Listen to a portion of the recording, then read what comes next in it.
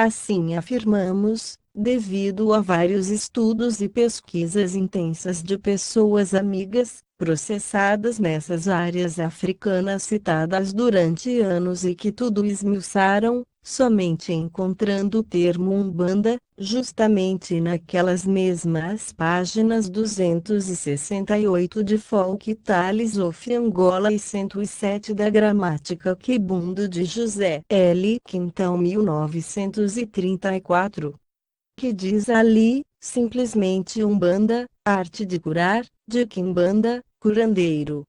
Evidente que apenas copiou, ou melhor, extraiu assim do outro.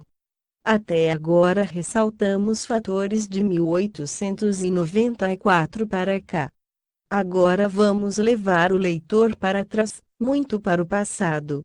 Em 1643 já existia um catecismo quibundo, de Frei Antônio do Couto, da Companhia de Jesus, já traduzido de outro catecismo póstumo de um outro Frei Francisco Pacônio.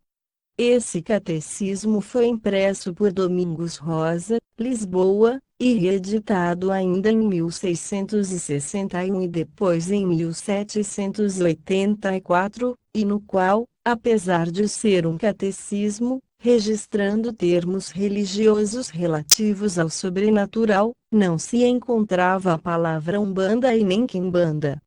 Já em 1859, surgiu um trabalho mais amplo, mais completo, também escudado naquele, do Frei Bernardo Maria de Canicatim, intitulado Coleções de Observações Gramaticais sobre a Língua Bundu ou Congolense, contendo também um dicionário abreviado da língua conguesa, com centenas de vocábulos e dezenas de frases, com 174 páginas, onde constam palavras de valor religioso e sobrenatural, assim como alma em congolense é Mubundu, alma em Kibundu ou Bundu e Muiu, pague 120, encarnação em congolense é Loemita e encarnação em língua Bundu é Okuimita, pague 130, na língua conguense ou conguesa sangue é Menga, pague 145, ofender a Deus. Na língua conguesa se diz Sumuca Zambi e na língua bundu se diz Calebula Zambi, o sacerdote na língua bundu se diz N. Ganga, Pagues 4 e 8, o espírito imundo ou Kibundu se diz Gaxaxá, Pague 8, e finalmente para clarear mais ainda a mente do leitor, na língua bundu, o termo Quimbanda, Pague 103, significa apenas o impotente. Banda significa os impotentes, e na PAG 120 vê-se que na língua conguesa banda significa apenas barrete, em bundu, barrete é N banda. Não conseguimos enxergar o termo Umbanda e nem Ubanda nessa antiquíssima obra 1. O escritor Cavalcanti Bandeira, um ardoroso defensor e pesquisador de Umbanda africana, no seu afã de provar-a, confundiu-se todo, pois crê ter detectado nessa mesma obra que pesquisamos, Frei Canicatim, a palavra Umbanda significando barrete.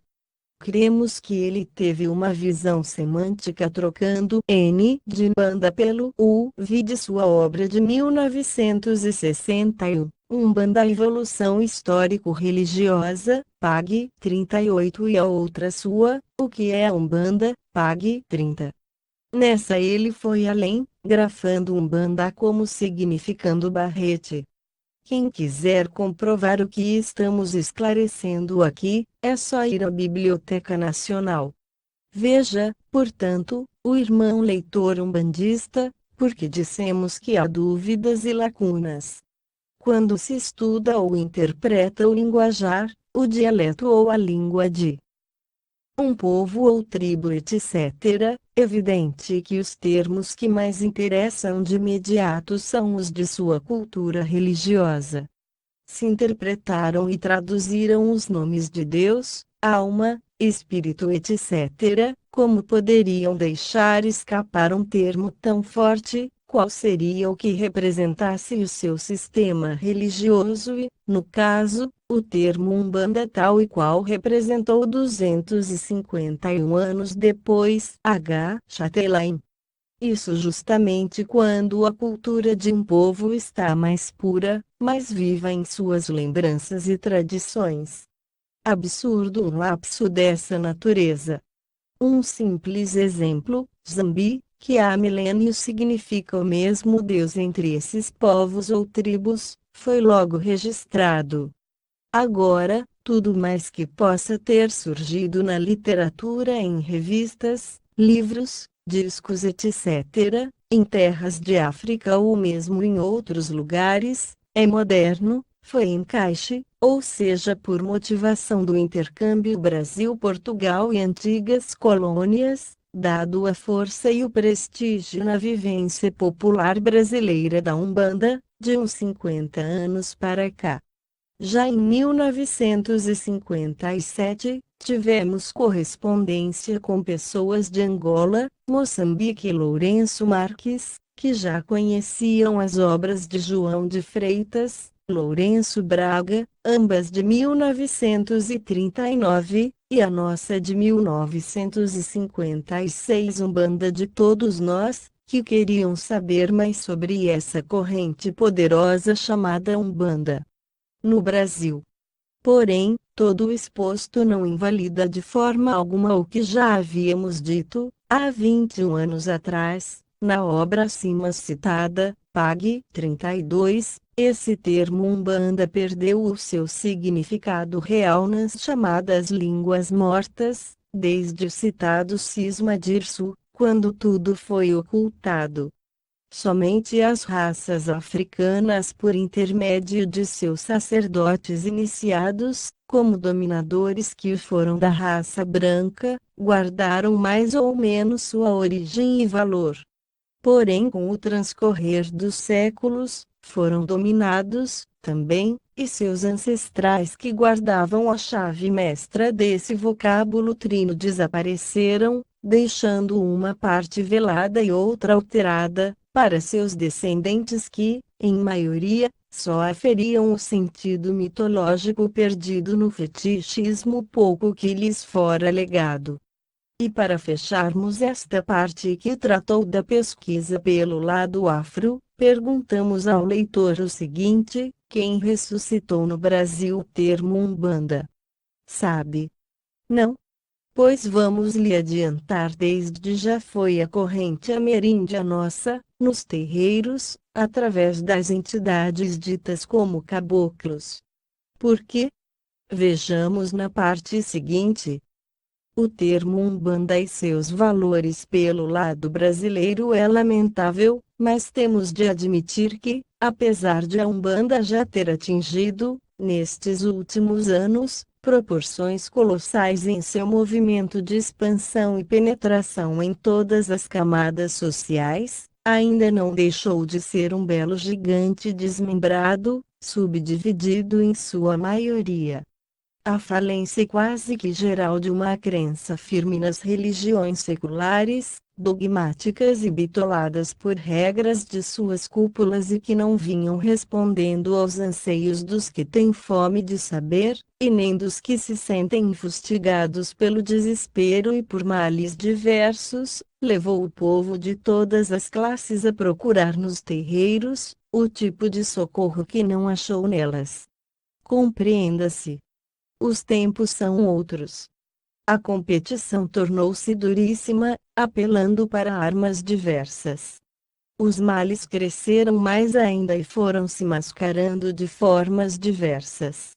Em consequência, os terreiros foram se multiplicando e os crentes, adeptos e simpatizantes foram atingindo a casa dos milhões e seria, como ainda é, tarefa impossível, no momento, frenar e conduzir todos esses núcleos a um centro direcional, de uma base religiosa, de vez que surgiram por ações espontâneas e independentes. Nesta atualidade, a Umbanda do Brasil conta com cerca de 150 mil terreiros, estima-se com segurança em quase 30 milhões o número de seus adeptos. Este colosso umbandista, ou tudo, que se enfeixa nele, como cultos afro-brasileiros, revela seu potencial místico, religioso e ritualístico no panorama ciclópico, nas praias, nas cachoeiras, nas matas e nos festejos ditos de Cosme e Damião, etc., quando os seus terreiros saem para festejá-los nos dias que lhes são consagrados. Conta ainda com dezenas de confederações, uniões, federações, ligas, alianças, cruzadas, etc., e tem um órgão de cúpula maior, dito como Conselho Nacional Deliberativo da Umbanda, CONDU, assim reconhecido porque já associa 34 federações. Além disso, tem vários programas de rádio, revistas e jornais por todo o Brasil.